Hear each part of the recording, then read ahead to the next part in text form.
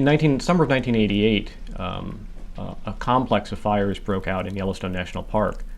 The fires actually consumed a huge amount of acreage and profoundly affected the ecology of the park. And still to this day, as you can see in the images, the imprint of the fire remains. The recovery is certainly going to take decades, if not centuries, to actually occur. In these images, the vegetation, the healthy vegetation, is dark green. That's the sort of the sign of tall, healthy forest. And what you can see right after the fire is the very obvious fire scar. It's the dark reddish-brown color.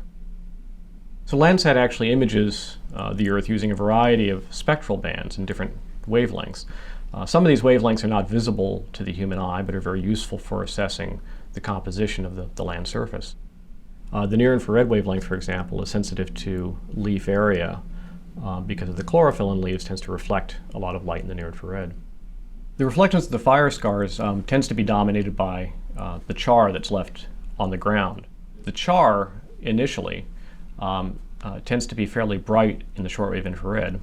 So in this case, for example, we've assigned the shortwave infrared band to the red, we've assigned the near-infrared band to the green, and we've assigned the green band to the blue.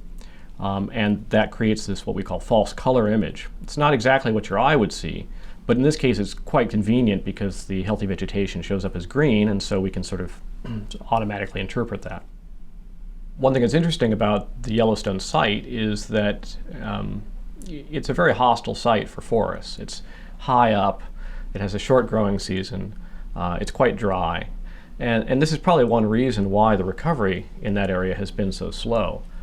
It's almost an area that's not really suitable to be forest in the first place, and so now it's having a hard time recovering from those fires that are so severe.